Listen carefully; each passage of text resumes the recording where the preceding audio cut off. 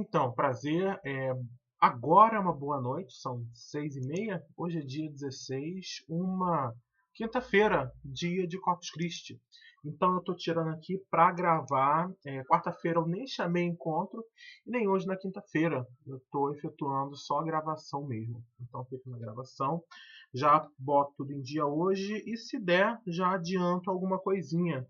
Eu acabei de ver que ficou uma coisinha presa aqui na minha mesa digitalizadora e isso tá me dando nervoso. Pronto, consegui. Mas enfim, o que a gente vai tratar agora é da parte de estática de fluidos, tá? Uma parte diferente da disciplina, então dei um pouquinho de tempo para vocês digerirem, se tivesse alguma coisa para digerir. E agora eu vou voltar fazendo uma revisão rápida em relação ao conteúdo que a gente tem nessa parte da disciplina e daí em diante é só exercícios. Então, a estática de fluidos, tá? Eu já vou começar aqui, deixa esse bonito aqui, aliás, bota esse aqui no canto, por favor. Eu já preparei, foi um pouquinho demorado, mas eu não vou precisar agora, tá? Então, vamos colocar aqui alguns fatos, tá? Sobre a equação da estática de fluidos, tá? Então, a equação da estática de fluidos,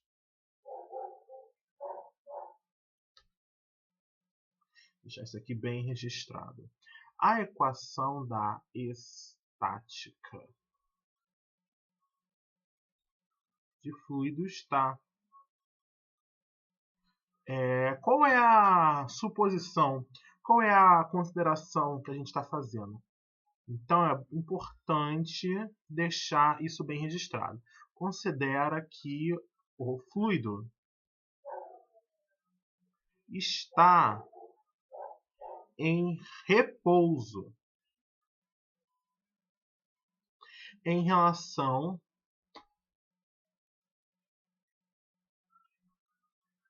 a um certo referencial, tá? Então aqui duas coisas importantes que a gente pode comentar em relação a essa frase. A primeira coisa é que para você poder aplicar a equação da estática de fluidos, tudo que a gente vai tirar daqui, aliás, não somente, só para voltar um pouquinho e não causar confusão, a gente vai aplicar um princípio da física, a gente vai deduzir uma equação. Essa equação está sujeita a um conjunto de restrições, tá? Uma dessas restrições é que o fluido tem que estar em repouso. Além disso, tudo que você deduzir a partir dessa equação original também vai estar sujeito às mesmas restrições, tá? Ou seja, tudo que a gente conversar nessa parte da disciplina, nós estamos com essa consideração de que o fluido está em repouso, tá? E repouso é aquele mesmo repouso que a gente falava lá na física clássica, desde o ensino médio. Movimento, repouso, tudo isso é feito em relação a um determinado referencial, tá? Ou seja, se eu estou aqui, se bem que acabou o meu chá aqui, mas vamos lá. Aqui nessa condição, eu posso aplicar a estática de fluidos no chá que estaria dentro desse copo, tá?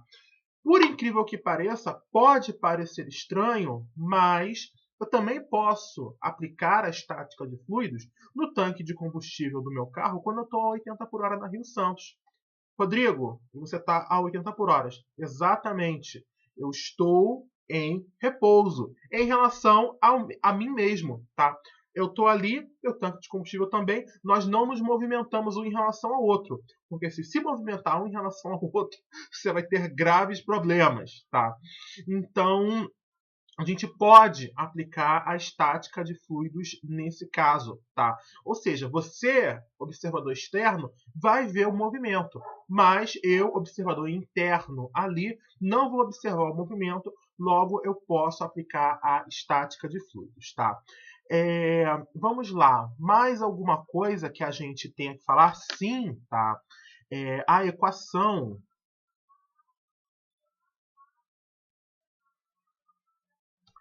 é deduzida. Ridículo isso.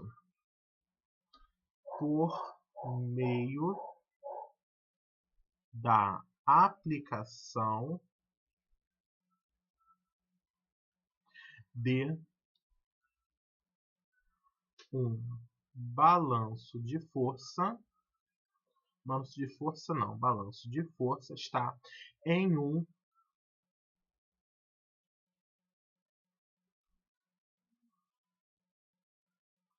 volume de controle. Maravilha. Essa segunda frase também, a gente também vai desempacotar essa frase, porque tem bastante coisa escondida aí dentro. Primeiramente, a gente vai fazer um balanço, tá? Um balanço, e a gente só faz balanço de grandezas que se conservam, tá?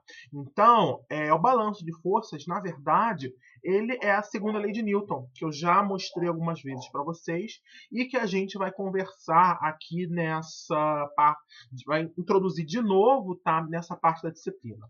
Balanço também não é uma coisa que não faz nenhum sentido para vocês.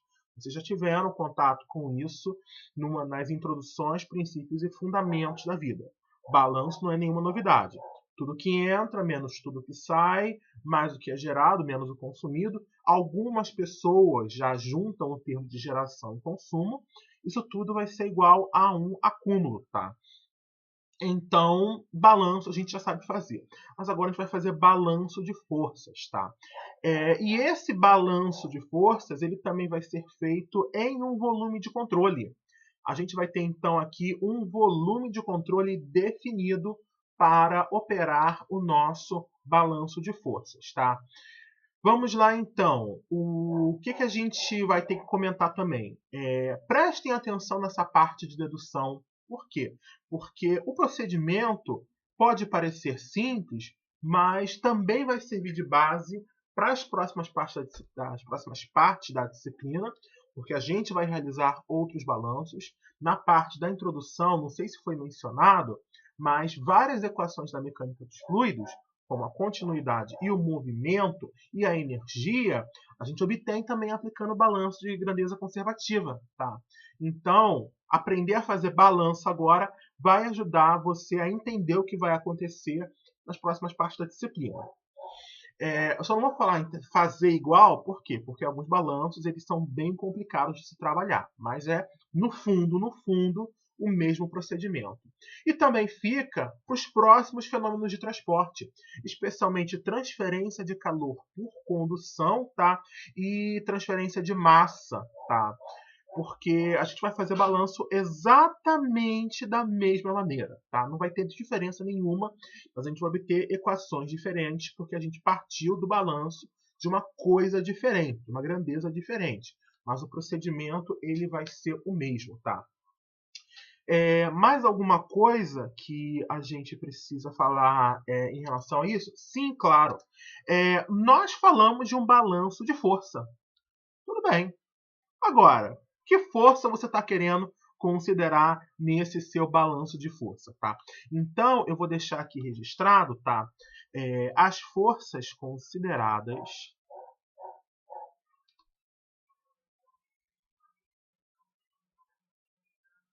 neste balanço serão as forças de contato, que nesse caso a gente vai chamar de pressão, e as forças de campo,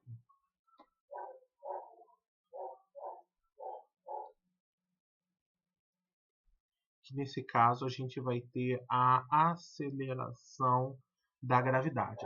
E isso é uma coisa muito importante quando você faz qualquer tipo de balanço. Eu estou fazendo uma balanço de uma determinada grandeza. Nesse caso aqui é força. Agora, quais coisas eu estou considerando dentro do meu balanço? Isso é importante por quê? Porque você não pode usar um balanço que não considera uma coisa para depois poder falar sobre ela. Por exemplo, aqui em estática de fluidos, a gente só considera pressão e gravidade. Mas a gente sabe que a gente pode ter forças por outro motivo. Por exemplo, a gente pode ter uma força cisalhante aqui atuando. O nosso balanço não vai ser suficiente e tudo que a gente obter a partir dele para explicar como é que essa força cisalhante funciona. A mesma coisa, por exemplo, eu posso ter um campo aqui, eu posso ter um campo eletromagnético. Imagina, por exemplo, um fluido com nanopartículas de óxido de ferro cobertas com uma substância oleosa, uma micela de óleo. Tá? São os ferrofluidos que você vai encontrar. Pesquisa no YouTube também, ferrofluidos que você encontra. Tá? E você vê que eles formam uns espetos assim. Ao invés de eu falar, eu vou mostrar para vocês do que eu estou querendo dizer. Espera aí. Então, só porque eu estou falando aqui, e deixa eu tirar o áudio do navegador, isso, vocês não vão ouvir porque eu não preciso desse áudio. Mas tem esse canal aqui, tá? De um químico, então, NIORAD, vocês podem assistir, e tem esse vídeo falando sobre a síntese de um ferrofluido. Porque a pessoa começa no PQ, lá no PQ, para poder falar de alguma coisa em engenharia. E se a gente avançar aqui mais um pouquinho, a gente tem um vídeo em tela cheia, ele fala de todo o processo de síntese, tá? Então, ele partindo do cloreto de ferro, cloreto férrico, eu acho, e cloreto ferroso, para transformar em cloreto ferroso, usando ferro metálico. Depois, mais o que? É um processo de agitação para formar o hidróxido de ferro, que eu havia falado antes, em agitação para poder diminuir o tamanho de partículas, tá?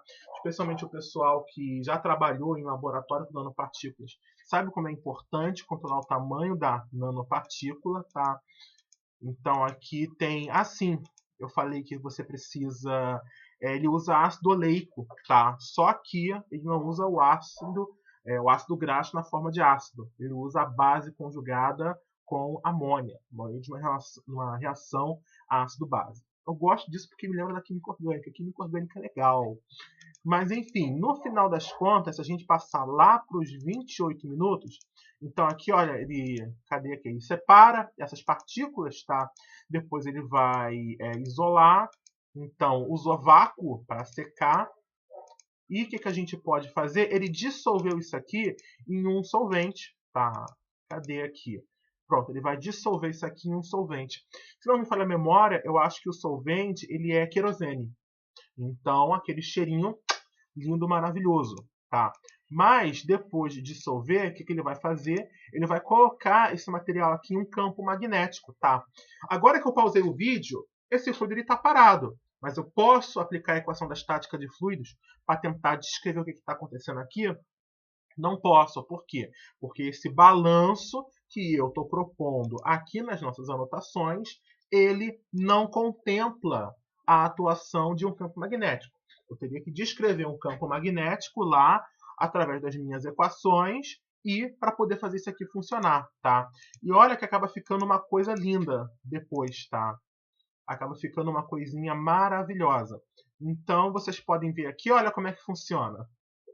Isso aqui você consegue ver as linhas, tá? Aquelas linhas que a gente desenhava na física, eu acho que é física 3, eletricidade e magnetismo? Sim, é física 3. Aquelas linhas do campo magnético que a gente vê, a gente consegue observar aqui, tá? Então, é uma coisa bem legal que dá para fazer. Claro, se você tiver, isso aqui é com um ímã maior, tá? Esses espetos, eles ficam maiores. É um bom canal no YouTube para quem sabe inglês. O vídeo, 38 minutos de comprimento, mas se vocês quiserem assistir, vale bem a pena. Enfim, vamos voltar então. Isso que eu acabei de falar também, que o que eu estou considerando tem que estar dentro do meu balanço, vale para qualquer outro tipo de balanço que você esteja fazendo, tá? Então, prestar bastante atenção nisso. Então, agora a gente vai montar aqui o nosso balanço propriamente dito e a gente vai fazer as nossas operações em cima dele. Então, tá aqui, tá? Eu já peguei o nosso volume de controle e já montei aqui. O que a gente pode perceber? A primeira coisa que a gente tem que definir é sempre um sistema de coordenadas, tá? Então, aqui, eu já botei o sistema de coordenadas. Vamos colocar as nossas direções aqui. Eu vou chamar isso aqui de x, eu vou chamar isso aqui de y e eu vou chamar isso aqui de z, tá? A escolha do sistema de coordenadas, ela é interessante porque a gente quase sempre vai fazer o nosso balanço em sistemas de coordenadas retangulares. E a gente sabe por quê. É o sistema mais fácil de você trabalhar. Então, quando você muda o sistema de coordenadas, a situação fica um pouquinho mais complicada. Porque eu não quero me preocupar em descrever as superfícies ali em um sistema de coordenadas qualquer. Eu quero fazer o balanço. Então, eu pego o sistema mais simples, que é para simplificar a minha vida. É claro que eu não quero ficar limitado somente a um único sistema de coordenadas. Tá? Então, o que a gente faz? A gente vai... Lembra dos operadores matemáticos? Esses operadores matemáticos costumam aparecer com bastante frequência nos nossos balanços. Então, o que a gente faz? A gente muda, a gente vai fazer o nosso balanço, vai manipular algebricamente ele para conseguir obter o operador matemático, e o operador matemático eu só preciso conhecer ele nos diferentes sistemas de coordenadas. Ou seja, eu vou deduzir em coordenadas retangulares, eu vou manipular para conseguir organizar para aparecer os meus operadores matemáticos, e se eu sei saber o esquema, se eu sei saber, rebobina que eu estou dando bug aqui. Se eu sei escrever os meus operadores matemáticos em outros sistemas de coordenadas, eu não preciso fazer o balanço naquele sistema de coordenadas desde o começo. Ou seja, eu posso partir do retangular e generalizar para outros sistemas de coordenadas. Isso é uma coisa muito poderosa, que raras vezes a gente faz em engenharia. A gente sempre tenta generalizar o resultado, muitas vezes a gente não consegue. As nossas contas elas são sempre sujeitas a uma quantidade pesadíssima de restrições. Então, essa é uma das vezes que você consegue escapar. Você vai obter um único resultado em coordenadas retangulares e, com isso, você consegue espalhar esse resultado para qualquer sistema de coordenadas que você quiser, desde que você saiba naquele sistema como se descreve os operadores matemáticos, tá? Enfim, o que a gente vai acontecer então aqui? Nós botamos o sistema de coordenadas e aqui eu desenhei um cubo, tá? Então já está aqui desenhado o nosso cubo. O que a gente vai ter aqui então nesse cubo? Esse cubo ele tem determinadas dimensões, tá? Então vamos dar nome aqui aos bois. Eu vou chamar isso aqui de... Vamos chamar isso aqui de vermelho de ΔX. Aliás, se bem que ficou um pouquinho muito fino. Pronto. Vamos chamar essa dimensão aqui de ΔY, tá? Perceba, eixo Y e esse lado aqui eles são paralelos, então é o nosso ΔY. Vamos chamar isso aqui de verde. Chama isso aqui de verde. Pronto, tá bonito e formoso. Chama isso aqui de ΔX. Eu confundindo. Eu estou vendo que está mais perto, tá? Mas acaba trazendo um pouco de dor de cabeça. E vamos chamar isso aqui desse rosa.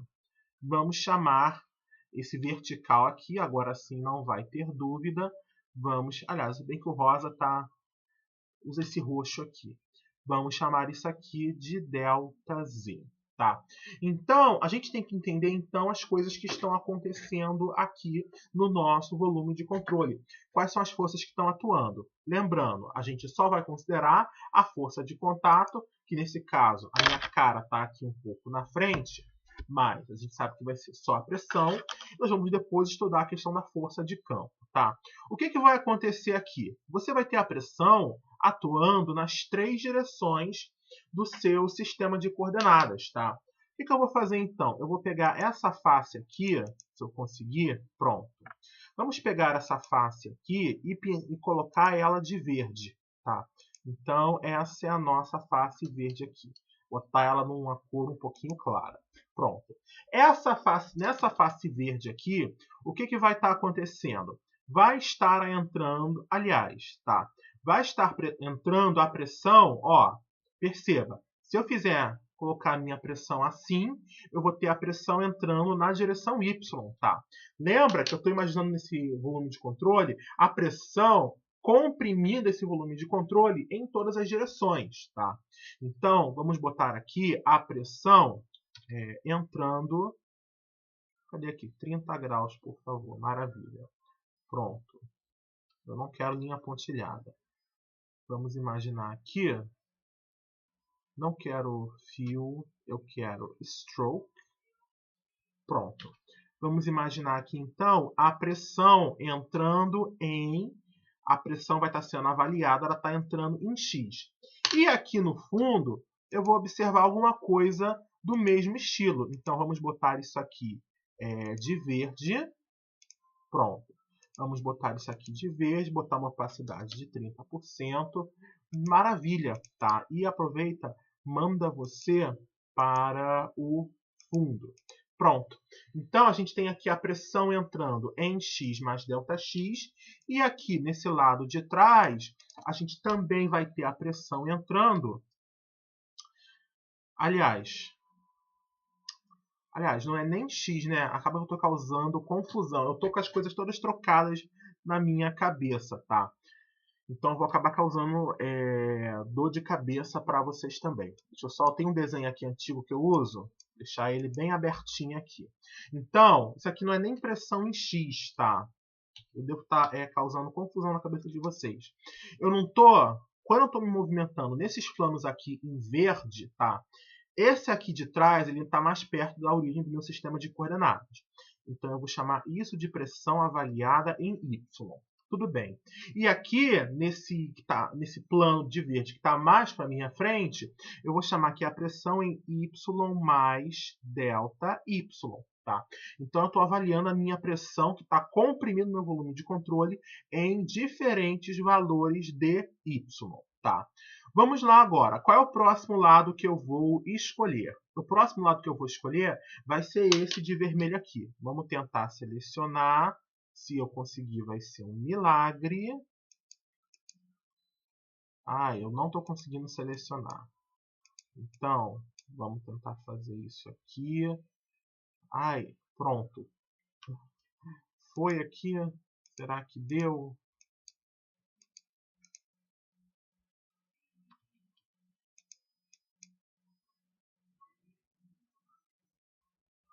Gente, espera aí. Pronto, consegui aqui. Então, a gente vai ter esse plano. Vai ser o nosso plano vermelho aqui, tudo bem. Me dá uma opacidade de 30% para ficar legal. A gente vai selecionar esse outro plano vermelho aqui, tá? Então, vamos botar ele vermelho aqui também, com os 30% aqui. E bota você de novo no lugar, essa tampa aqui. Então, tá ótimo. O que a gente tem aqui, então? Vamos estudar aqui agora esses dois planos que eu marquei de vermelho, tá? O que a gente tem aqui, então? Nesse lado aqui, ó, primeiro, vamos começar aqui perto do sistema de coordenadas, esse lado que está meio escondido. A gente vai ter aqui a pressão entrando em X, tá? Bastante cuidado com isso. Eu não sei porque ele está insistindo em fazer as coisas de um jeito diferente. Então, pronto. Aqui vai entrar quem vai ser a pressão avaliada em X. E quem vai apertar desse lado aqui vai ser a pressão em X mais ΔX, tá? Eu estou analisando como é que a pressão ela vai estar ali se comportando em cada uma das direções do meu sistema de coordenadas. Por fim, a gente vai olhar aqui para a tampa e para o fundo desse cubo, tá? Se eu conseguir selecioná-lo. Então, vamos pegar aqui, qual foi a cor que eu usei? É esse roxo. Então, vamos preenchê-lo com o roxo e botar aqui 30% de opacidade. Pronto. Então, tá aqui. Se bem que o fundo é capaz de nem precisar, mas eu vou tentar fazer o fundo também. Então, bota você de novo no lugar. É complicado às vezes. Pronto. Vamos pegar o fundo aqui também e preenchê-lo com a cor roxa. 30% de opacidade, por favor. Isso. Tá o nosso fundinho aqui também, tá? Então, o que a gente vai ter aqui, então? Nós vamos ter, olha só, a força vai entrar por baixo. No caso aqui, a pressão tá... Por que você está fazendo isso comigo? Socorro, para! Então, a nossa pressão aqui... Caramba, mano, sério?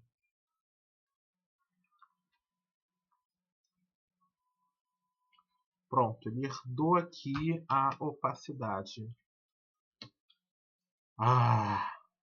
Por quê? Por quê? Por quê? Então, vamos lá fazer isso direito. Aqui a gente vai ter, então, a pressão... Que ódio, mano. Sério. Que ódio.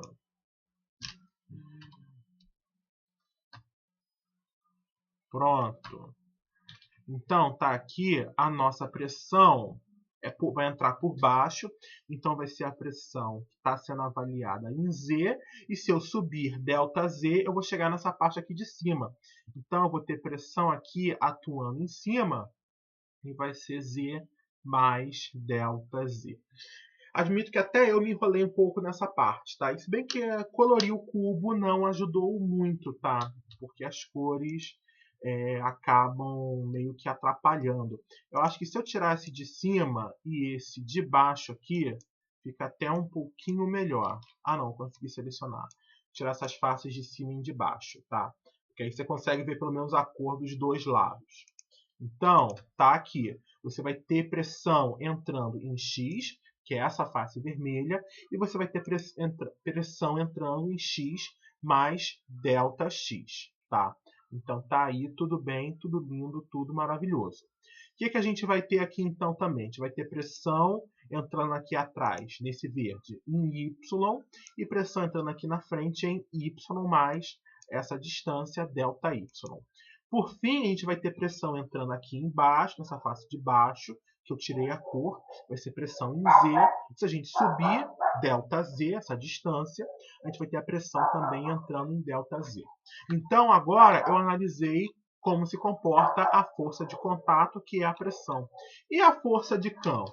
A força de campo, nesse caso, vai ser a nossa aceleração da gravidade. Vamos colocar aqui. Então, você vai ter o campo gravitacional atuando. Então, são todas essas coisas que a gente vai... Tudo já está aqui escrito, tudo que a gente precisa para fazer o nosso balanço. Tá? Listei todas as forças, agora eu vou aplicar. Estou fazendo um balanço de quê? É um balanço de força? Então, vamos escrever a nossa equação, a segunda lei de Newton. Eu vou colocar aqui. A segunda lei de Newton... Eu vou falar, eu reclamava em períodos anteriores que o meu cachorro, o Léo, ele latia muito. Isso está sendo bom, porque essa semana tentaram assaltar a casa aqui em frente à minha. Então, eu não vou nem reclamar. Mas, enfim, a segunda lei de Newton, ela diz o quê? Que o somatório de forças vai ser igual a massa vezes a aceleração. Lembra que a aceleração ela é definida como... A aceleração ela é definida como dv dt, tá? Variação de velocidade com o tempo. Vocês vão aprender na próxima parte da disciplina que a gente define a aceleração na McFlu de uma maneira um pouquinho diferente, tá? Não é Dzinho, é Dzão, tá? Mas, independente de ser Dzinho ou Dzão, isso aqui tem um significado especial, a derivada material, a gente já sabe que isso vai ser igual a zero, tá? Então, eu chego a uma conclusão importante, tá? Lembrando, o fato da aceleração ser zero corresponde que o meu fluido está em repouso em relação ao referencial. Isso já é uma restrição, tá? Mas, enfim, independente disso, a gente vai chegar no resultado que diz que o somatório de forças que atuam nesse meu volume de controle vai ser igual a zero, tá? Então, vamos lá. Vamos dizer o seguinte. O problema, eu estou fazendo aqui um balanço de forças, tá? Eu não estou interessado em fazer um balanço de pressão, por exemplo. Então, a gente vai se recordar a definição de pressão. Recordando a definição de pressão, a gente vai ter o seguinte. Lembra lá? A pressão não é força dividido. A pressão ela não é conhecida como força divide por área, Logo, a força que está sendo aplicada vai ser a pressão multiplicada pela sua área de atuação, tá? Então, a força responsável por essa pressão aqui, por exemplo, P avaliado em Y mais delta Y, a força responsável vai ser a pressão que multiplica a área dessa face aqui é verde, que é isso aqui vezes isso aqui, tá? Delta Y e delta Z. É isso aqui que eu estou falando, tá? Então, só para adiantar o que vai acontecer. Então, vamos lá. Uma vez dito isso, lembra que o nosso balanço, a força é um vetor. Então, eu vou ter uma componente para cada direção do meu sistema de coordenadas. Então, eu vou fazer um balanço para cada componente. Então, o balanço de força, vou colocar aqui o seguinte. Nós vamos escrever. Você não quis escrever, né?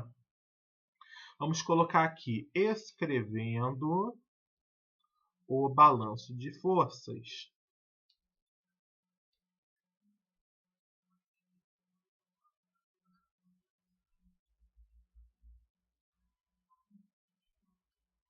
Vamos realizar o balanço de força na direção X. Ou seja, eu estou nessa direção aqui do meu sistema de coordenadas. Quem é que está atuando? Está atuando essa força que vai causar essa pressão na direção X. Então, nós vamos ter aqui, ó, lembra, força é pressão vezes área. Então, nós vamos ter pressão avaliada em X. Qual é a área que ela está atuando? É essa área aqui em vermelho, tá? Que é delta Y, que multiplica delta Z, tá? Então, essa vai ser a área. Delta Y, delta Z. Lembra que meu eixo é da esquerda para a direita, a minha pressão está da esquerda para a direita. Então, o sentido é com sinal positivo. Por que eu estou falando isso? Porque quando a gente vir aqui, olha, meu eixo e a minha pressão, por consequência, a minha força, está sendo aplicado em sentidos contrários. Então, a gente vai ter aqui um sinal negativo. A gente vai ter, então, aqui a pressão avaliada em X mais delta X. E a área é a mesma. Delta Y, delta Z. Isso tem mais alguma força atuando aqui na direção X? Não observo mais nada, tá? Só para mostrar aqui o desenho completo. São só essas duas mesmas. Então, vai ser simplesmente, vamos botar aqui, igual a zero. Ótimo. Vamos também escrever o balanço de forças. Que horas são? 7 e 8. Nós podemos estar... Que telemarketing que saiu da minha boca. Vamos então escrevendo o balanço de forças na direção Y. Vamos fazer a mesma coisa, escrever o balanço de força na direção Y. Quais são as forças que estão atuando na direção Y? Nós temos a P avaliada em Y, nós temos a P avaliada em Y mais delta Y. Essa daqui está na mesma direção do meu sistema de coordenadas, essa daqui está... As duas têm a mesma direção, tá? Com o vetor a gente tem que ser bem preciso no significado da palavra, mas aqui, ó, essa aqui tem sentido contrário ao meu eixo. Então ela vai ganhar sinal negativo. Enfim, o que vai ficar aqui? Nós vamos ter P avaliado em Y, que multiplica delta X, delta Z. Isso é a área dessa superfície aqui, tá? Dessa face do cubo.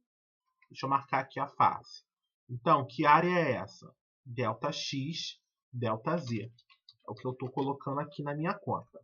Menos pressão avaliada em Y mais delta Y, que multiplica delta X, delta Z. Isso tudo vai ser igual a zero. E, por fim, falta escrever o nosso último balanço, que vai ser o balanço na direção Z. Vamos lá, então, botar a nossa frase aqui, para ficar bonitinho.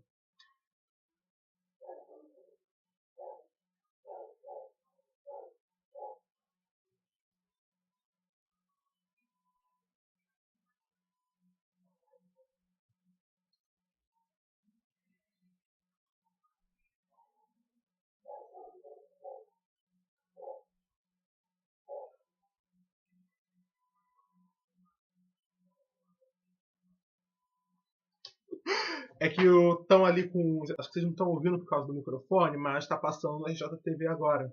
São 7h11, tá? Poderia emitir comentários sobre a notícia? Poderia, mas não vou falar nada. Enfim, o que a gente tem aqui então? Nós temos agora na direção Z, nós temos a pressão entrando aqui em Z, tá? Mesma direção, cuidado com o vetor, mesmo sentido do meu eixo. Então, tá aqui, mesmo sentido. Então, vai ser a pressão em Z. A área da face vai ser essa daqui. ΔX, ΔY. Então, a pressão a gente já sabe escrever. Vai ser o seguinte, mais pressão de Z, que multiplica ΔX, ΔY, menos pressão Z mais ΔZ, que multiplica ΔX, ΔY. Tá? Falta agora, nas outras duas, não apareceu o campo, que é a gravidade. Agora sim, olha, a gravidade e o meu eixo Z, eles são paralelos. Então, só vai aparecer gravidade no eixo Z, tá? Perceba, a gravidade, ela vai causar o quê? Vai ser a força-peso do meu volume de controle, tá? Então, eu preciso de algum jeito escrever a minha força-peso, tá? Então, a gente vai falar sobre isso. De cara, eu já posso adiantar o sinal. Sentido da gravidade para baixo, eixo Z para cima. Então, o que for que eu escrever, tanto faz, vai ser o sinal negativo na frente. Então, só como comentário aqui, nós vamos escrever a força-peso, tá? Então, vou botar aqui de laranja. A força-peso, ela vai ser o seguinte, ela não é massa vezes aceleração na gravidade, mas eu não tenho a massa do meu volume de controle. Só que eu lembro do seguinte, a densidade não é massa dividido por volume, aliás, V maiúsculo, Vzinho minúsculo é a velocidade. A massa, a densidade não é massa sobre volume, então a massa vai ser o produto ρV, tá? Por quê? O ρ eu tenho, porque eu estou na mecânica dos fluidos. Eu tenho que conhecer o fluido que eu estou utilizando e V é o volume de controle, que é ΔX, ΔY, ΔZ. Então, a gente vai ter logo que... A gente vai ter logo que a força-peso vai ser igual a ρVG, tá? Então, vamos lá? Vai ser o seguinte, então. Vamos botar aqui de azul na nossa equação. Vai ser ρG, que são as constantes, botar para frente para ficar bonitinho, e o volume do volume de controle. Olha que coisinha engraçada, tá? Então, vamos fazer isso. O volume do volume de controle é um cubo, então é só multiplicar as arestas. ΔX, ΔY, ΔZ, isso tudo vai ser igual a zero, tá? Então, qual é a próxima coisa que a gente vai fazer? A próxima etapa do nosso balanço é dividir todas as equações que eu escrevi de azul ali pelo volume do volume de controle, claro. Então, pode parecer quase um trava-língua. Eu estou querendo dizer o seguinte, divide todas as equações, tá, por ΔX, ΔY, ΔZ. Então, vamos já simplificar a nossa vida aqui. Eu vou copiar as nossas equações, para a gente ganhar um tempinho.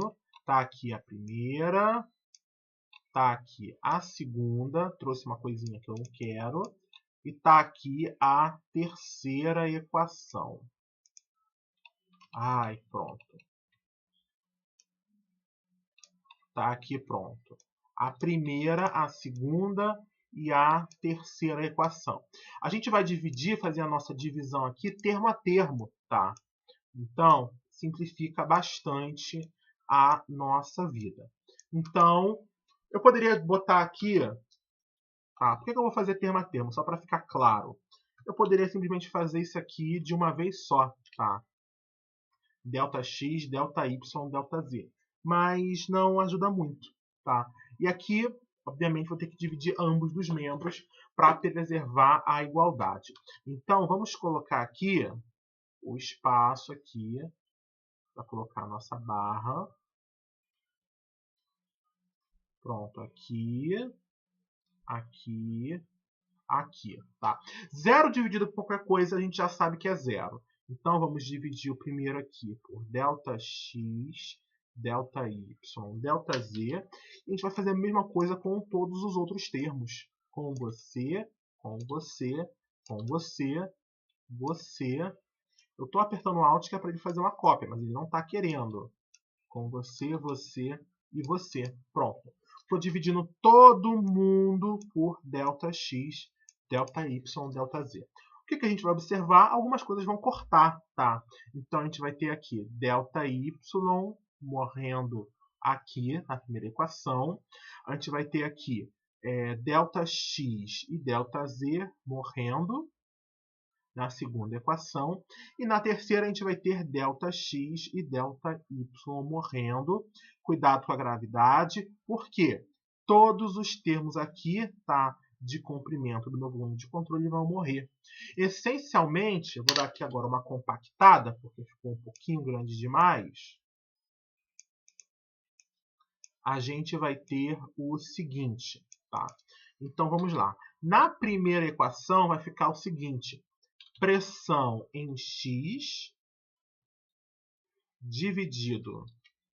Aliás, pressão em X menos, botar já em evidência, pressão avaliada em X mais ΔX, divide isso tudo por ΔX, vai ser igual a 0. Tá? A segunda equação, então, já está aqui, a primeira equação. Pronto. Ficou menor, já dá para escrever as três em uma linha só. A segunda equação vai ficar bem parecida. Pressão avaliada em Y menos pressão avaliada em Y mais ΔY, divide isso tudo por ΔY, também é igual a 0. Então, está aí a nossa segunda equação. E a terceira vai ser o seguinte: pressão avaliada em Z menos pressão avaliada em Z mais ΔZ, isso tudo dividido por ΔZ menos ρg, tá? Que foi esse termo diferente que sobrou. Isso também vai ser igual a 0. Tá? O que a gente vai fazer então aqui? Qual é a nossa próxima etapa? Tá? Essencialmente, eu vou aplicar o limite. Tá? Eu vou aplicar o limite em cada uma das equações. Tá? Então, essencialmente, aplicando o limite...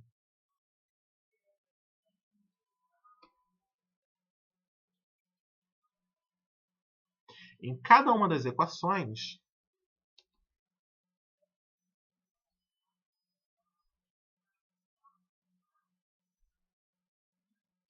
vou aplicar o limite em cada uma das equações, tá? Com ΔX, ΔY e ΔZ, todos eles tendendo a 0, tá? Então, a gente começa com o volume de controle finito e depois a gente, com o limite, a gente diminui esse volume de controle para um novo volume infinitesimal, tá? Então, eu poderia colocar, vamos botar aqui, limite de... Vamos fazer a primeira equação. Vamos botar aqui, limite...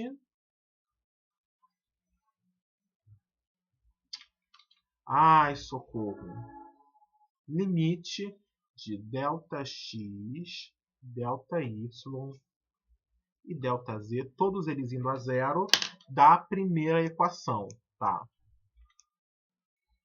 Então, a gente vai ter aqui esse limite sendo igual a 0. A gente vai ter aqui o nosso segundo limite de... Obviamente, lembra que o que eu faço num lado eu tenho que fazer com o outro. Mas o limite de ΔX, ΔY, ΔZ de 0 do próprio 0 continua 0. Então, não faz sentido escrever. Então, por fim, a gente vai ter aqui o terceiro limite, que é esse. Pronto. Tá? Podemos já botar o ρg aqui para o outro lado, para ficar mais bonitinho. Vem você aqui. Pronto. Isso vai ser igual a ρg. E o limite o ΔX, ΔY, ΔZ não influencia no Roger, tá? Então não faz sentido eu escrever o limite ali. Esse limite, ele lembra vocês de alguma coisa que a gente já conhece, tá? Se bem que o McFlu é um teste para nossa memória. Por quê? Se eu escrever isso daqui, vai acender a memória de vocês. O limite de ΔX tendendo a zero de f é uma função f de x avaliada em x mais ΔX menos uma função de x avaliada em x dividido pelo próprio ΔX. Pode estar um pouquinho diferente do que vocês estão acostumados, mas vocês já conhecem isso daqui. Quem é isso daqui? É uma derivada, tá? Então, aqui, quando a gente aplicou o nosso limite, nós fizemos aparecer a própria derivada. Olha que coisa bonita. Só que com cuidado. Aqui na definição original de derivada, então tá aqui, se bem que minha cara tá na frente, tá? Melhorei. A gente não achava df dx. Só que aqui as coisas estão um pouquinho diferentes. A gente era f de x mais ΔX menos f de x. Aqui é f de x menos o x mais ΔX. Ou seja, está invertido em relação ao que a gente conhece, tá? Então, na verdade, isso aqui é quem? Isso aqui é d-ROM de P, d-ROM de x, que é igual a zero, tá? Menos, sinal de menos na frente. Esqueci, que eu tanto falei e eu esqueci. Isso aqui é menos d-ROM de P, d-ROM de x, que é igual a zero. Isso aqui é menos d-ROM de P, d-ROM de y, que é igual a zero. E isso aqui é menos d-ROM de P, d-ROM de z, que também é igual a Roger. Não vamos igualar a zero, pelo amor de Deus, tá? Então, o nosso resultado, a gente vai obter um trio de equações, tá? Vamos só colocar a derivada bonitinha aqui. Então, a gente vai obter um trio de equações. Nós vamos ter que d-ROM de P, d-ROM de x é igual a zero. A gente vai ter que d-ROM de P, d-ROM de y é igual a zero. A gente vai ter que d-ROM de P, d-ROM de z é igual a menos Roger, tá? Então, tá aí. Essas são as equações que a gente vai obter a partir do nosso balanço de forças dentro de um volume de controle que está em repouso. A gente pode já obter aqui um resultado importante, tá? A partir daqui. d-ROM de P, d-ROM de x é igual a zero significa o seguinte. Significa que a pressão ela não varia com a direção x. Tá? A mesma coisa quer dizer com a direção y. A pressão ela não varia com a direção y. Então, quer dizer o seguinte, tá? Quer dizer o seguinte. Obtemos aqui um resultado muito importante. Vou botar até de vermelho. Resultado importante.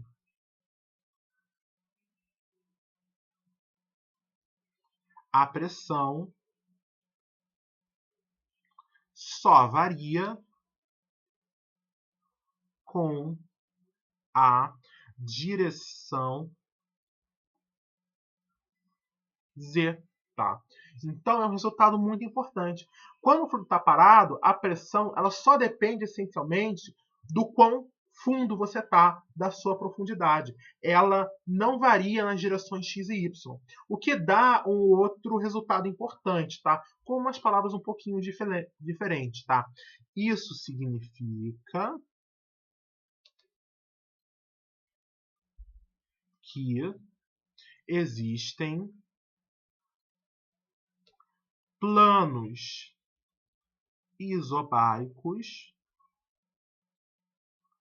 XY de mesma pressão.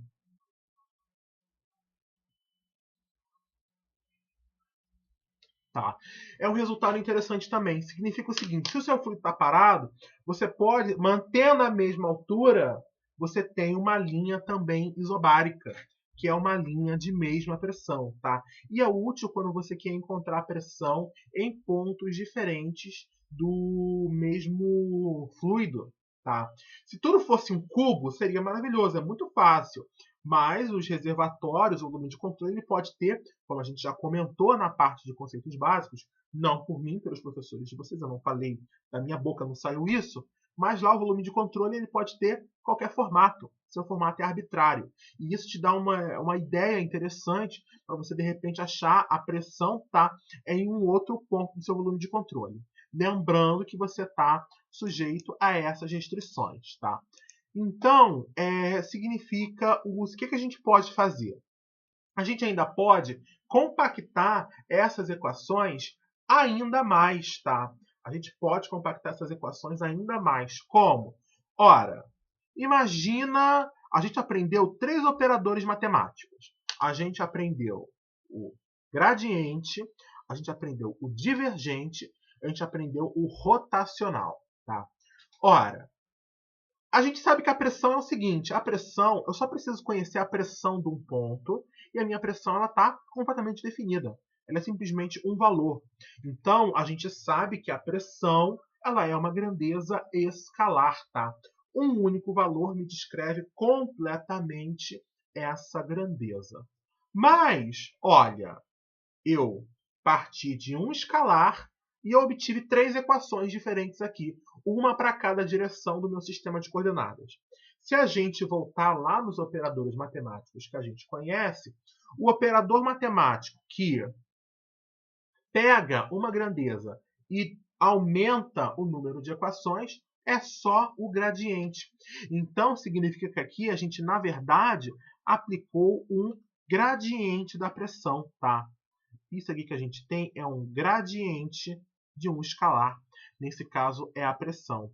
E ele vai ser igual ao seguinte, vai ser igual ρg, tá? Mas está com uma cara meio estranha.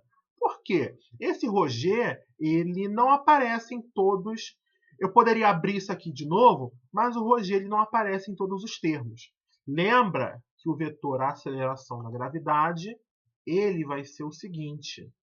O vetor aceleração da gravidade é 0, 0, menos g. Tá? Menos g porque, lembra lá, eixo para cima, gravidade para baixo, sentidos opostos, sinal negativo. Então tá aqui. Essa coisa que eu acabei de botar aqui também é um resultado importante que a gente deve guardar, tá? Então tá aqui. Essa é a equação da estática de fluidos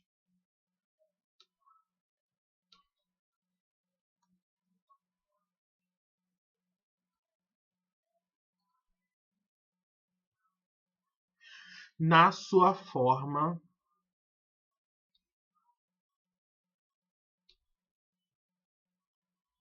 vetorial. Tá? Então, essa aqui é a equação da estática de fluidos na nossa forma vetorial. Tá?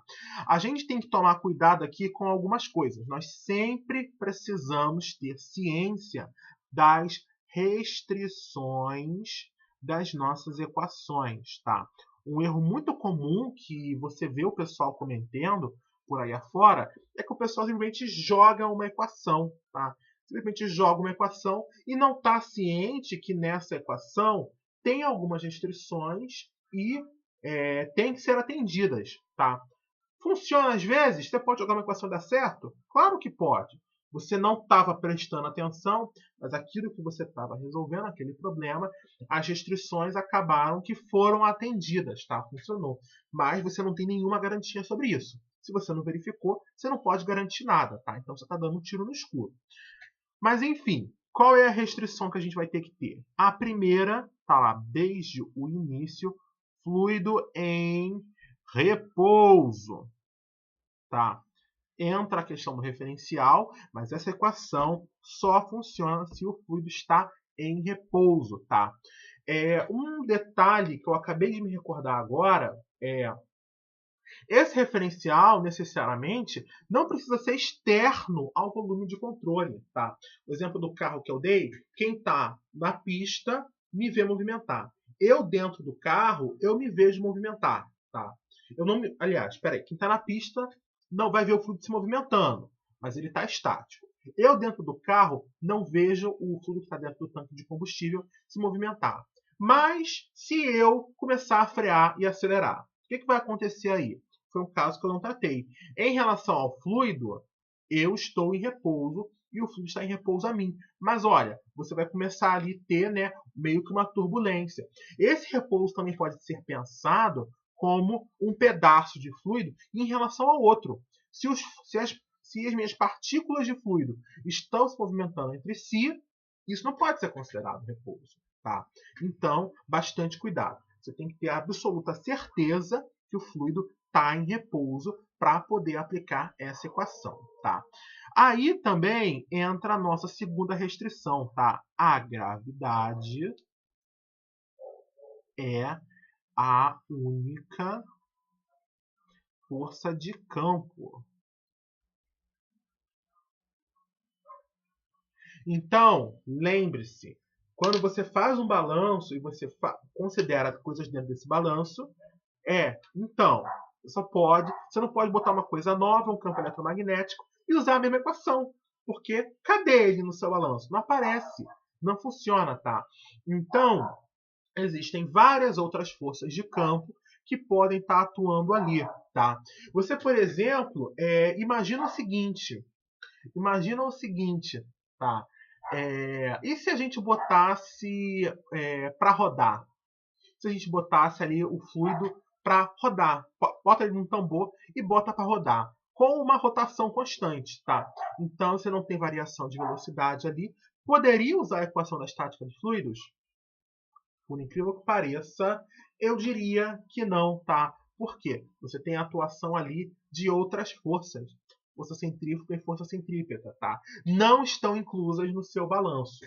Por alguma coincidência do universo, pode ser que funcione. Mas aí você não pode garantir, tá? Mas, a priori, você não deveria usar a equação da estática. Você tinha que voltar lá no seu balanço, incluir aqui as forças centrífugas e centrípeta, ver o resultado que você vai obter e assim aplicar, tá? Uma outra restrição também é o seguinte, tá? Essa equação aqui que a gente escreveu, ela pressupõe que Z no sistema de coordenadas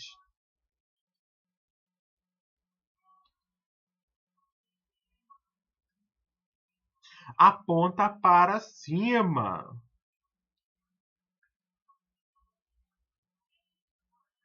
Z aponta para cima, tá? Isso acaba sendo um resultado importante. Por quê?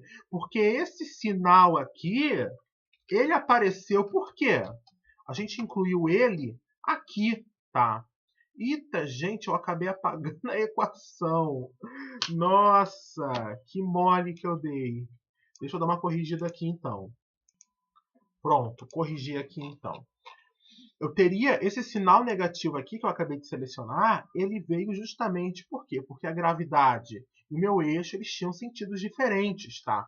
Então, se eu apontasse o meu eixo de outra maneira, botar o eixo Z para baixo, isso aqui mudaria. E essa mudança aparece aqui e essa mudança aparece aqui também, tá? E aparecer que Derron de P, Derron de Z é igual ao próprio Roger, tá? Não ia ter sinal negativo na frente aqui, nem aqui. Mas, quando você põe nessa fórmula vetorial, acaba que você, como eu fiz anteriormente, uma coisa rara, mas você consegue extrapolar o seu resultado. Por quê? Porque aí vai ficar dentro do vetor.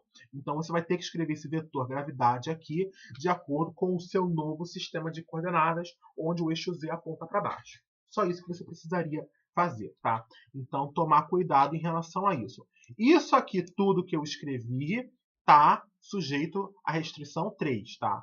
A restrição 3, ela tá entrando com força aqui. Então, bastante cuidado, tá? Depois disso, é tudo que a gente precisa saber, tá? em relação à estática de fluidos, tá? E disso a gente vai então deduzir como essas equações funcionam, tá? Usando alguns exemplos. Então eu vou preparar aqui. O bom é que eu passei um bom tempo aqui pesquisando algumas coisinhas para deixar preparado e eu vi que eu esqueci a luz apagada. Deu para perceber, né? Só pesquisando algumas figuras aqui para a gente poder discutir, tá? Então, a próxima coisa que a gente vai fazer aqui agora, tá?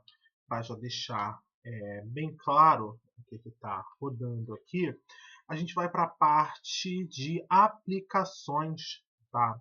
Então, a gente vai falar agora de aplicações da equação de estática.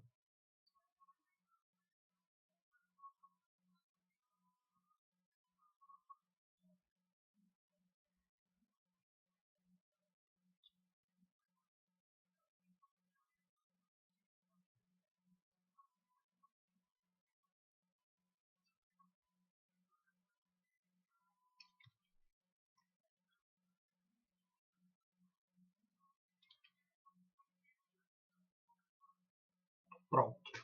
Vamos fazer aqui algumas aplicações que a gente tem, tá? A primeira coisa que você pode fazer, tá? Eu vou começar com uma pergunta.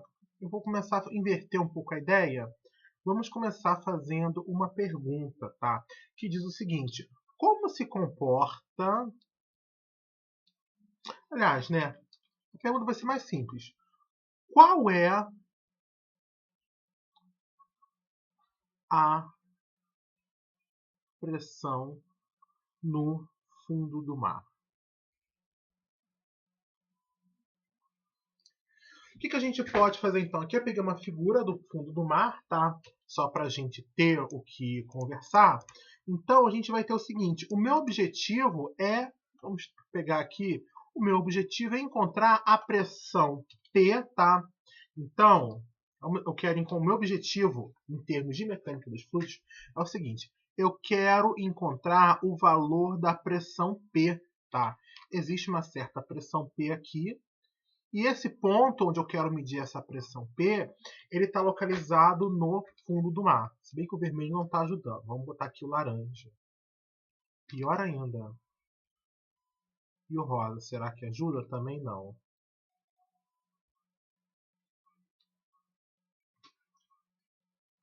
Será que esse azul aqui vai? Não, nenhuma cor boa está indo. Então fica esse laranjinha aqui. Então, vamos pegar esse ponto P aqui, que está localizado no fundo do mar. Eu quero descobrir a pressão desse ponto, tá?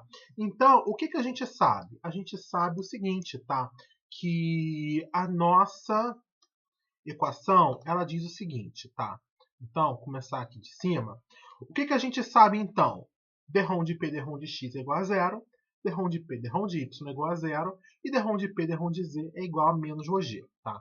Então, vamos escrever aqui a nossa equação. Derrom de P, derrom de Z é igual a menos ρg. Lembra que a nossa equação da estática, ela tem restrição em relação ao eixo, tá? Eu botei, então, o eixo... Vamos botar aqui o nosso eixo. Ele vai de baixo para cima, tá? Então, se a gente... O problema, nós temos aqui, minha cara está na frente, nós temos uma EDO. Soluções analíticas de equações diferenciais parciais são conhecidamente complicadas, tá? São coisas muito complicadas de se fazer na mão. Então, são métodos matemáticos assim que não são triviais. O que a gente pode fazer? A gente pode fazer uma simplificação. A própria equação já fala para a gente: pressão não é função de x, porque não varia com a direção x. E pressão não é função de y, porque não varia com a direção y. Então, a gente pode concluir já o seguinte: pressão, a gente achava que era uma função das três coordenadas espaciais. Mas não. A própria equação da estática diz que ela não varia com x e y. Então, nós temos que a pressão é uma função única e exclusivamente de z, Isso é um resultado importante. Por quê? Se a pressão ela é função única e exclusivamente de Z, eu não preciso dessa derivada parcial. Eu só preciso da derivada total.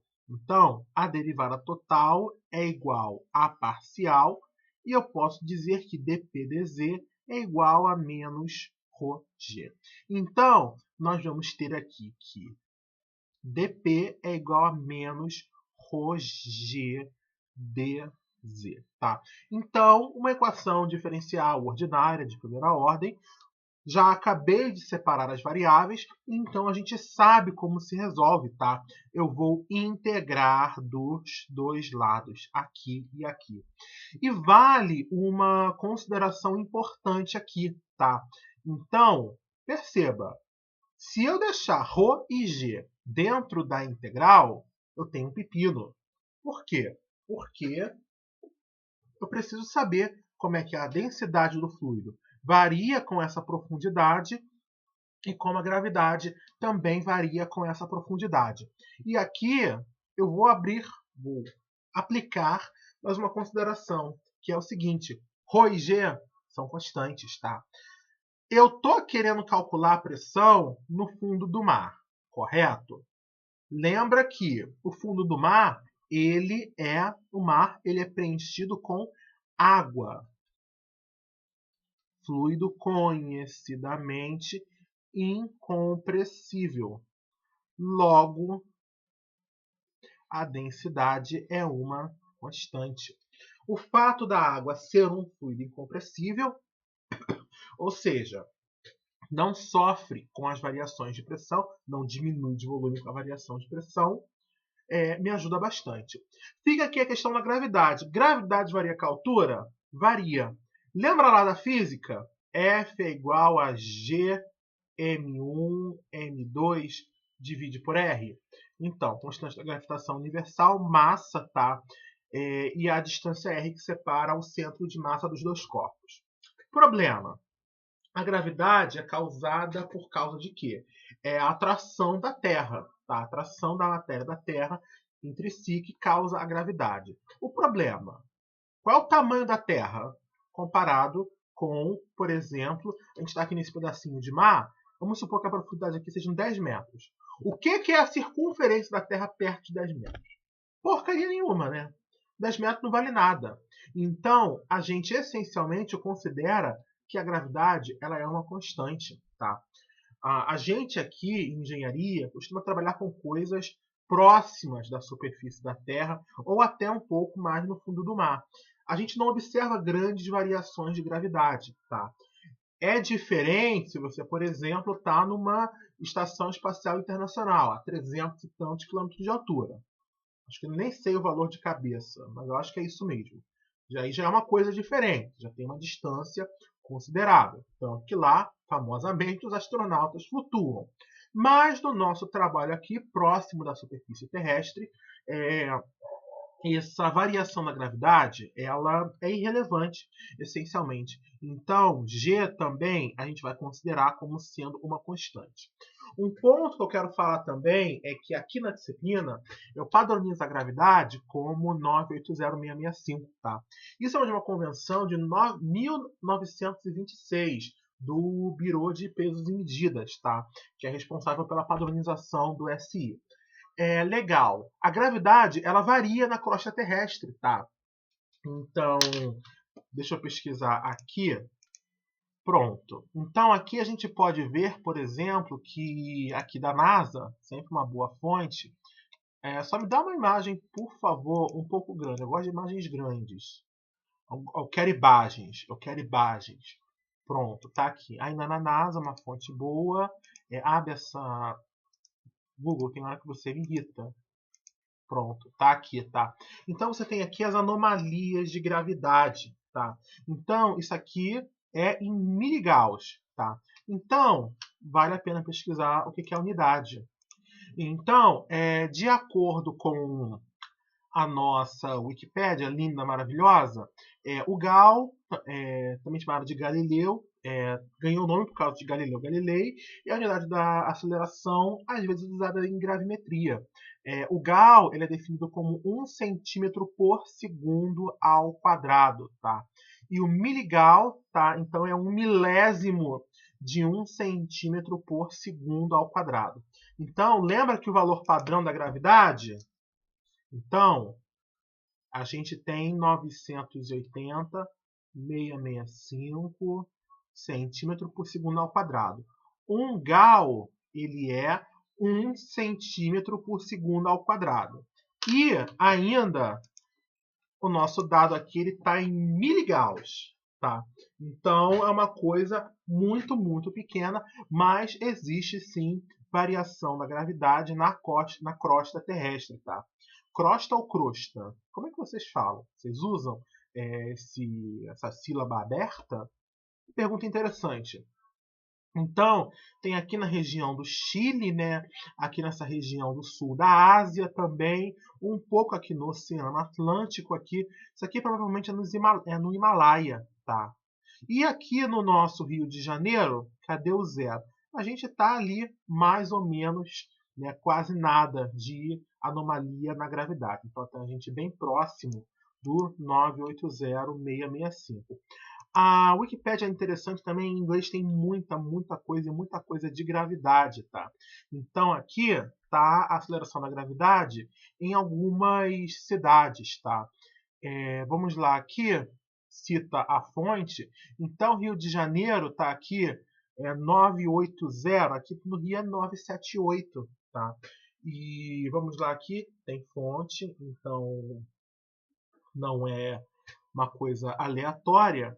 E a propósito também, você tem modelos, tá, para encontrar a gravidade.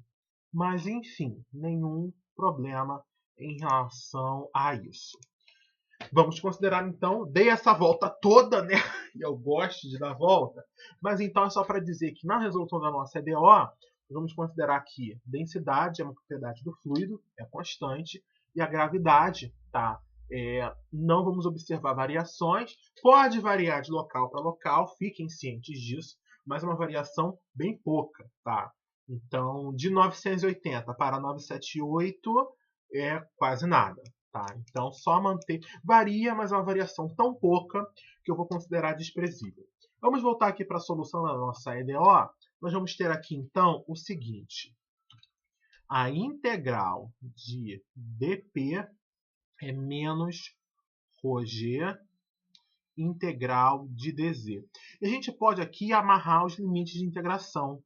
Se eu coloquei a minha origem aqui embaixo, a gente vai ter que em z igual a zero, a pressão é a pressão P do fundo do mar que eu quero descobrir, e existe uma certa profundidade do mar, tá? Que eu também preciso saber. Então, vamos colocar aqui. Eu vou chamar essa profundidade de L. Se bem que esse verde não está ajudando. Vamos chamar essa profundidade aqui de L, tá? Então, em Z igual a zero, a pressão vale P0, a pressão vale P, tá? E em Z igual a L, a pressão vale PS. Eu vou chamar aqui de pressão da superfície. Podemos chamar de pressão P0 também. Vamos imaginar que é a pressão inicial, tá? Todas as coisas aqui a gente começa a medir a partir da superfície. Então, a gente vai ter o seguinte. Nós vamos ter a pressão variando de P até P0 menos ρg, Z variando de 0 até L. Essencialmente, integral, teorema fundamental do cálculo, integral de A até B é B menos A. Então, P0 menos P é igual a menos ρg, teorema fundamental do cálculo, integral de 0 até L. Aqui, né, Z variando de 0 até L é L menos 0, então é o próprio L. Reorganizando para colocar essa pressão no fundo do mar, que eu quero descobrir, a gente vai ter aqui que P vem positivo e o menos ρgl vai ficar positivo também. P é igual a P0 mais ρgl. Tá? Então, a pressão do fundo do mar vai ser a pressão que você já tem ali na superfície da água, mais a pressão causada pela altura do fluido, a altura da coluna de fluido, que a gente chama, tá? E esse resultado aqui é um resultado muito importante, tá? Que a gente vai usar bastante. Por quê? Essa equação permite que eu encontre a pressão em qualquer profundidade de fluido, tá? Então, não somente no fundo do mar, eu só preciso conhecer L, que é a profundidade, os dados do fluido, preciso da propriedade física para começo de conversa, senão a gente nem fala, e eu preciso da pressão, já conhecer a pressão na superfície ali, né, do mar, por exemplo. Se eu conhecer a pressão de um ponto, conhecer a propriedade de fluido e a distância que separa, eu consigo achar minha pressão nesse outro ponto, tá? Essa equação aqui, em especial, ela recebe o nome de equação de Stein, tá? E a gente vai utilizar ela bastante ao longo da disciplina. Um ponto importante também é que não depende de onde você está colocando o seu referencial, tá? Não depende de onde você bota a sua origem. Por quê? Porque a origem eu botei aqui no fundo do mar. E foi dali que eu consegui medir as coisas. Mas, alternativamente, eu poderia pegar e botar a minha origem na superfície, tá? Eu poderia botar a minha origem na superfície do mar e contando dali para cima. Ou seja, o meu ponto ficaria na parte negativa do eixo. Nenhum problema em relação a isso. Mas eu posso mudar o meu referencial de posição, tá? Então, eu vou botar aqui uma parte mostrando o seguinte. Refazendo agora com o referencial na superfície. Se a gente refizer isso com referencial na superfície, a gente vai chegar no mesmo lugar, tá? Integral de dp é menos ρg integral de dz. Então, vamos começar então, integrando de baixo para cima, tá? Vamos lá então. Quando z vale menos L, tá? Então, quando z vale menos L, lembra que a gente está na parte negativa do eixo agora, a pressão vai ser P, que é a pressão do fundo do mar, que eu quero descobrir, e quando z for igual a zero, a gente vai ter P0, que é a pressão da superfície do mar. Então, realizando a nossa integração, integral de A até B é B menos A, P0 menos P, vai ficar menos OG. Integral de A até B é B menos A. Então, é 0 menos L. Então, P0 menos P é igual a menos ρgL. Olha que bonita! A gente obteve exatamente a mesma coisa, logo a gente vai chegar exatamente no mesmo lugar. P é igual a P0 mais ρgL. Cuidado! Lembra, uma coisa é você posicionar a origem. Eu mudei a posição na origem, mas meu eixo Z continua apontando para cima. Se eu for ruim, desacatar a equação e botar o eixo Z para baixo. Eu tenho que estar prestando atenção nisso, porque vai mudar aqui em cima. Esse sinal negativo vai ficar positivo, tá?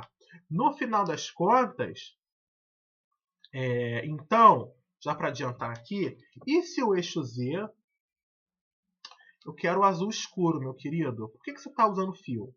Eu não quero fio, eu quero sempre o stroke, tá? Então, vamos lá aqui. E se o eixo Z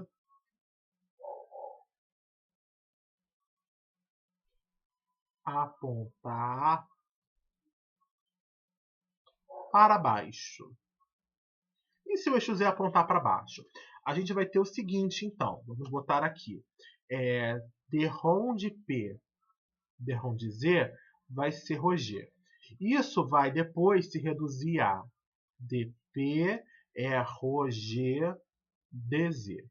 Integrando, dP é igual a ρg integral de dz. Então vamos lá. A origem ainda continua na superfície, só que agora eu virei o eixo, ele aponta para baixo. Então, em Z igual, e eu vou continuar integrando, tá? Agora eu vou integrar na mesma direção do meu sistema de coordenadas. Lembra que eu não falei? O sistema de coordenadas não é de baixo para cima? Eu integrei de baixo para cima. Olha o detalhe aí.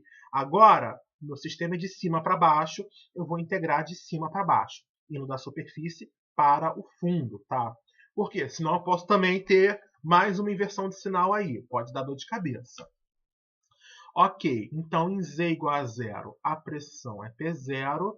E em Z igual a L, a pressão vai ser P. Tá?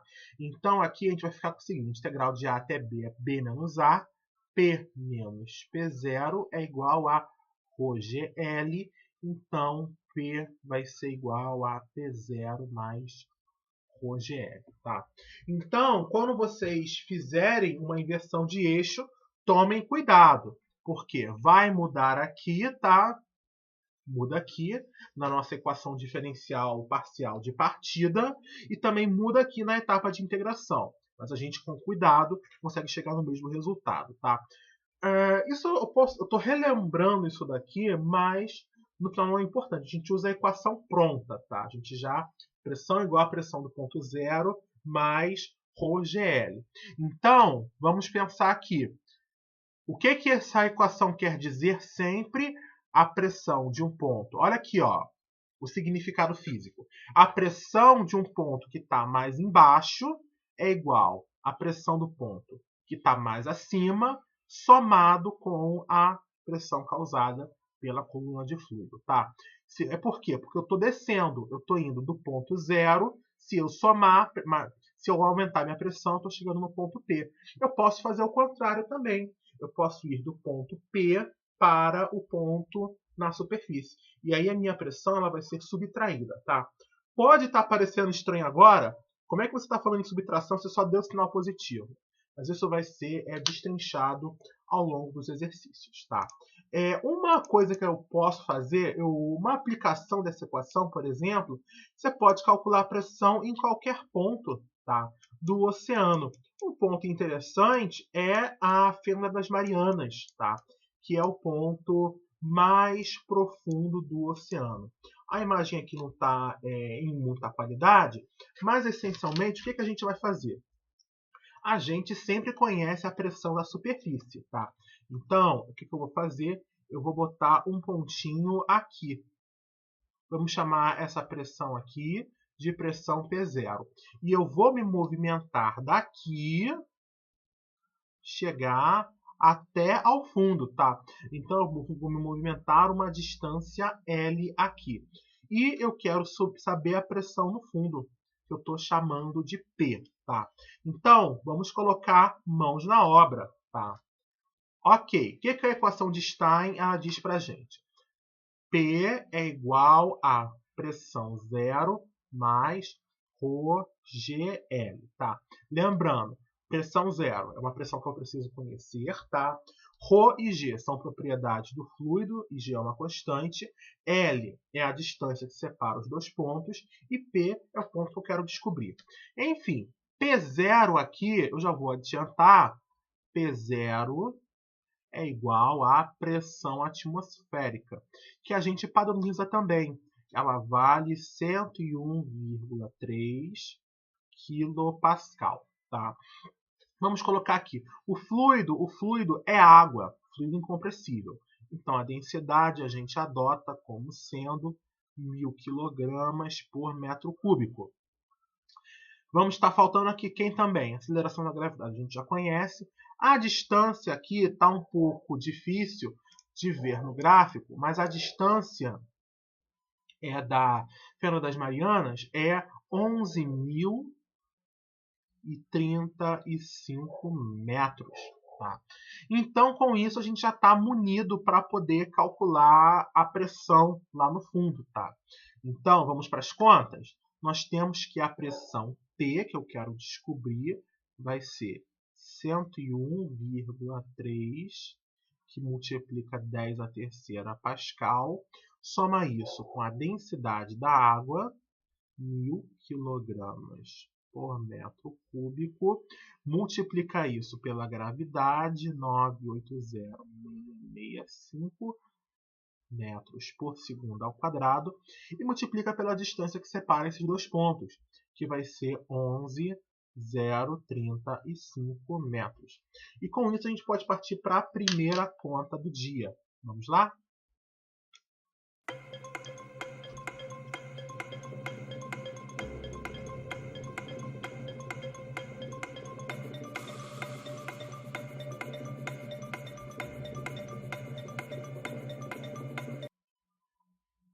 Então, nessas horas, a técnica de engenharia da Cássio, ela acaba sendo bem útil para a gente, né? Então, o que eu obtive da calculadora é esse número monstro aqui. E eu não estou interessado em ficar contando casinha decimal, sabe? Então, eu vou vir aqui apertar a tecla de engenharia e ele já fala que a pressão é 108,3, que multiplica 10 elevado à sexta, a unidade que for, tá? Que sujeirinha é essa aqui? Tá com cara de ser cianoacrilato, Super Bonder. Nossa, minha calculadora não ficou nem um pouco perto do Super Bonder. Enfim. Vamos registrar o valor aqui então. Eu achei na calculadora 108,3, que multiplica 10 elevado à sexta Pascal. Ou seja, 108,3 megapascal, tá? E é uma pressão assim tremenda, tá? Uma pressão absurda lá no fundo do oceano. Então, só um detalhe, só um momentinho aqui. Ah, sim, estou consultando aqui, refazendo essa conta. Eu achei um valor diferente antes, mas esse aqui que está mais certo. Então, no fundo do mar é uma pressão absurda, tá? É uma pressão absurda. Como comentário, peraí, pesquisar aqui uma imagem.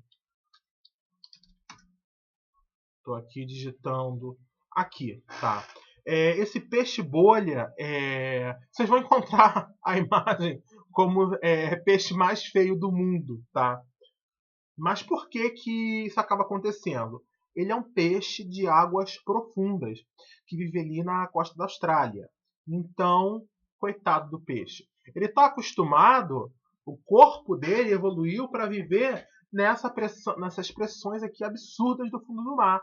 Quando ele sobe para a superfície, coitado, o bichinho fica feio. Não tem como aguentar, tá? Então, aqui, olha, esse é ele. Esse é ele aqui no fundo do mar, tá?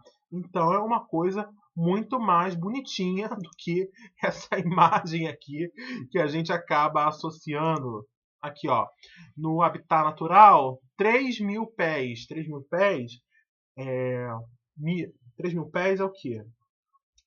1.000 metros, 1 quilômetro. Então isso aqui é depois que o bichinho ele é levado para a superfície e o coitado sofre, né? Então, um detalhe também, curiosidade, tá, em relação a essa questão. O fundo do mar ele tem pressões absurdas, tá? O que acontece? Só uma coisa aqui. Vou propor uma pergunta aqui que pode parecer estranha. Qual profundidade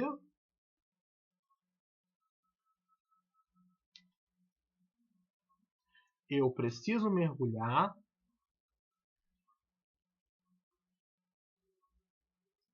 para dobrar a pressão? Uma pergunta que pode parecer interessante. Então, vamos supor que a gente tem que a pressão, a gente começa na nossa equação, mais ρgL. Agora o meu foco é conhecer a profundidade que eu preciso mergulhar. Então, se eu reorganizar a equação aqui, a gente vai ter que P menos P0 divide por ρg, e isso vai ser igual a L, tá? Tudo bem, tudo lindo, tudo maravilhoso. Só que a minha nova pressão ela vai ser 2 vezes a minha pressão inicial, tá? Por quê? Eu quero dobrar a minha pressão inicial. Então, a gente vai ter aqui que P0 divide por ρg é igual a L. P0 para a gente é a pressão na superfície, que é a pressão atmosférica. Então, a gente vai ter aqui 101,3 10 a terceira Pascal, divide pela densidade da água, que é 1000 quilogramas por metro cúbico, e a gravidade, que é 980,665 metros por segundo ao quadrado, tá? Então, se a gente fizer essa conta, a gente vai obter isso aqui, 10,33 metros, tá? Então, a cada aproximadamente 10 metros que você mergulha, você dobra a pressão, tá? Por isso que eu sou uma pessoa, eu já me conheço, eu não posso ficar mergulhando direto na praia. Por quê? Dia seguinte é quase certo que eu vou arrumar alguma coisa no ouvido, tá? Porque eu já tive várias otites. Se perturbar qualquer coisa aqui, inflama na certa. Então, um mergulho ali, se você atingir 10 metros de profundidade, você dobra a pressão. Tá? Isso, por exemplo, tem consequências claras no corpo humano. Tá? Aqui, é porque a gente está aqui perto de Itaguaí, e Itaguaí tem a ICN, Itaguaí Construções Navais, e quem está fabricando ainda o submarino nuclear. Tá? E tem uma questão seguinte, você às vezes precisa fazer soldas submarinas. Tá? Então, a pessoa, o mergulhador que faz solda, ganha bem pra caramba. Mas também não vai viver muito. Isso é literalmente a personificação da troca da vida por dinheiro. Por quê? Porque as condições de pressão elas são absurdas. Qualquer mergulhador de profundidade, ele não simplesmente mergulha lá. Tá? Acontece o seguinte, nós temos gases dissolvidos no nosso sangue. Tá?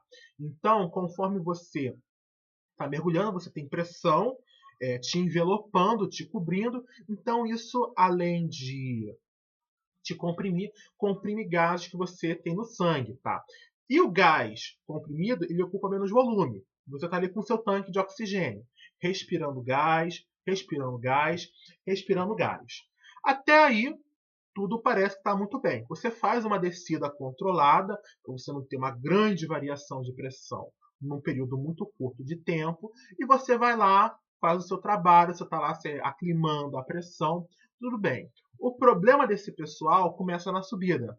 Lembra que eu falei que o gás está comprimido? Então você respira o mesmo volume de gás, só que tem muito mais matéria ali. O problema é na hora de subir, quando você retira a pressão. Essa galera, você vai ter ao longo do caminho de subida, você vai ter câmaras de descompressão, tá?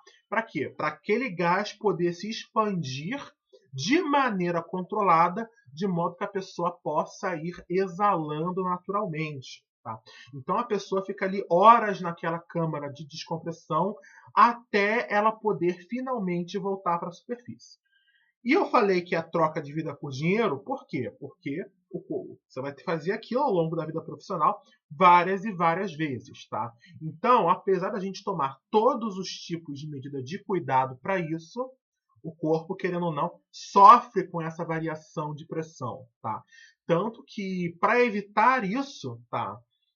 O que o pessoal faz? Não vai num dia e volta no mesmo dia. Eles costumam ficar até, dependendo da profundidade, em especial para o pessoal que trabalha em plataformas de petróleo, por exemplo, que aquilo é ancorado no chão, aquilo não fica solto, mas se você precisar fazer um reparo lá embaixo, você já fica semanas de uma vez, para você não precisar subir. Tá? Por quê? Porque o tempo que você está subindo, vamos lá, a gente mora no universo capitalista, é o universo não necessariamente, numa economia. Vamos diminuir um pouquinho, Rodrigo. Mas o tempo que você está fazendo a descompressão, o tempo que você não está trabalhando. Então, né, tem essa questão também. Agora, qual é o perigo que pode acontecer ali? É justamente aquele gás que está dentro do seu sangue, dentro do seu corpo. Se você tirar a pressão, ele vai se expandir, tá? Então, você pode ter formação de bolhas no corpo, em especial dentro dos seus vasos sanguíneos. Então, você pode ter uma embolia, tá? Que é uma doença, pode levar, por exemplo, até um derrame. Por quê? Porque essa embolia ela vai impedir o fluxo de sangue e pode ser que essa bolha ela se forme mas não seja o suficiente para fechar o vaso sanguíneo naquele momento. Mas o sangue ele viaja ao longo do corpo e o diâmetro dos vasos ele varia, tá? Começa grande, perto do coração, e conforme você chega nas extremidades, ele diminui. Pode ser que numa extremidade, por exemplo, a bolha seja finalmente grande o suficiente para entupir o vaso. Então pode levar a um AVC. Então é uma coisa que a gente tem, para quem trabalha, é bastante cuidado.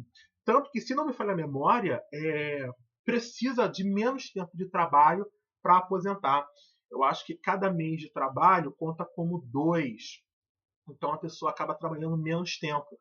Porque pode parecer o lado economista de mim, pode parecer ruim, a pessoa está trabalhando pouco e ainda vai ficar.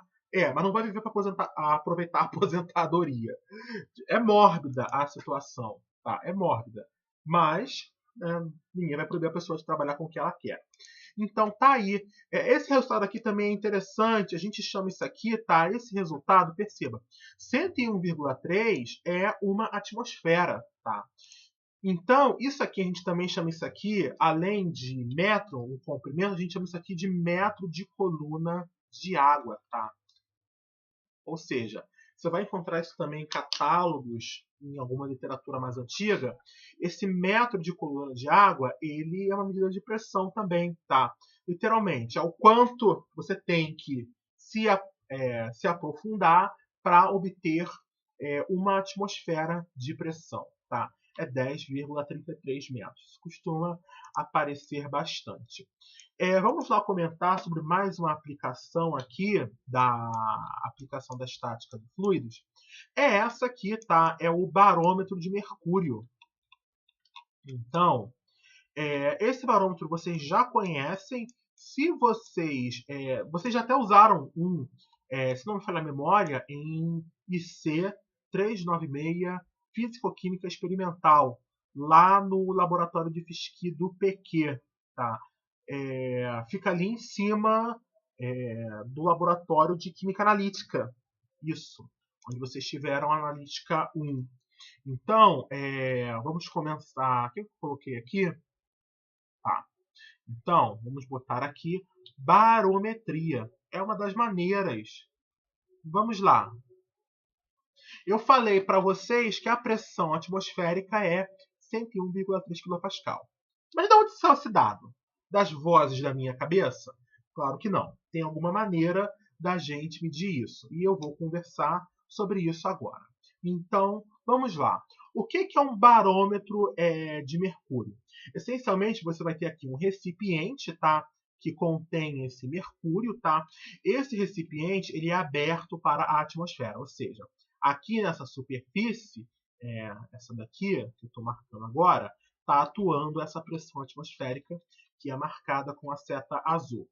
Esse barômetro de mercúrio ele é preenchido com mercúrio, tá? E aqui em cima você tem um vácuo, tá? Essencialmente, você enche ele de ponta a ponta, depois você vira ele ali, tá? Dentro desse reservatório. E aí ali em cima você observa que se forma um vácuo, tá? É uma coisa normal. O que a gente vai fazer aqui agora? Eu vou colocar 2 pontos. Vamos aplicar a equação da... Antes de tudo, a gente vai aplicar a equação da estática, tá?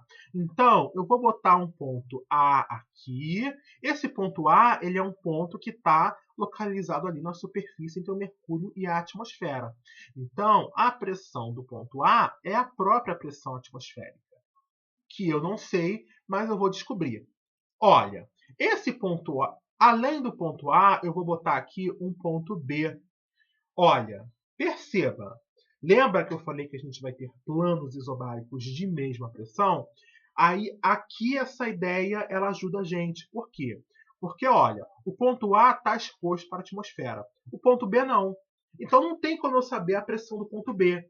Mas, olha, ponto B e ponto A, tá? Eles estão conectados pelo mesmo fluido e têm a mesma altura. Então, eu também consigo achar a pressão do ponto B. Ela vai ser igual à pressão do ponto A. E aí, sim, eu vou aplicar a equação de Stein aqui entre esse ponto que eu vou chamar de PV, e esse ponto que eu vou chamar de, vamos chamar aqui ABC. Vamos chamar de C, manter a ordem. Eu vou aplicar a equação de Stein entre esse ponto C e esse ponto B aqui, tá? Então, lembra comigo, a pressão do ponto B, que ele está mais embaixo, vai ser igual à pressão do ponto C mais ρ do mercúrio G, a altura da coluna de fluido, que eu vou chamar aqui de H. Então, vamos lá. O meu objetivo não é achar a pressão atmosférica, então vamos entrar aqui. O que a gente sabe em relação à pressão do ponto C? Aqui em cima eu falei que é formado um vácuo, mas não é de verdade. Por quê? Lembra que toda substância ela tem pressão de vapor. Então, a pressão do ponto C ela vai ser igual à pressão de vapor do mercúrio, tá? Mas a gente sabe que o mercúrio ele tem uma pressão de vapor muito baixa, tá? Tão baixa, que eu vou considerar como sendo zero. Então, já que a pressão de vapor do mercúrio é aproximadamente zero, a pressão do ponto B vai ser ρ do mercúrio, G e a altura da coluna de fluido, que é H.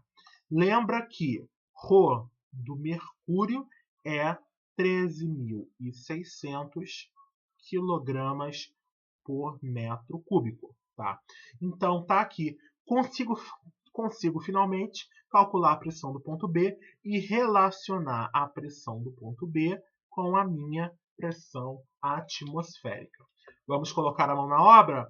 A gente vai ter, então, que a pressão do ponto B vai ser 13.600 kg por metro cúbico. A gravidade vai ser 980.665 metros por segundo ao quadrado. E a altura H, ele já colocou aqui, é 760 milímetros de mercúrio, tá? Então, 760, 10 a menos 3 metros. E com isso, é só ir com a mão para a obra. Vamos lá?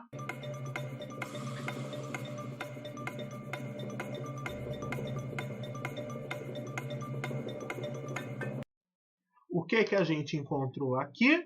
Eu encontrei, e esse resultado não é novidade para ninguém, que a pressão do ponto B, a gente achou aqui na calculadora, 101,36 kPa. Tá? Então, essa é a pressão do ponto B, que é a própria pressão atmosférica. Então, esse manômetro, não é manômetro, é barômetro que a gente usa, ele pode ser utilizado como uma maneira de realizar medidas de pressão, uma maneira muito simples, tá? Lembrando que isso, claro, depende do material que você está usando aqui, tá? O mercúrio, ele é bom por quê? Porque ele é muito denso, tá? Ele é muito denso. Então, para você obter, como o material ele é muito denso, essa coluna aqui fica pequena.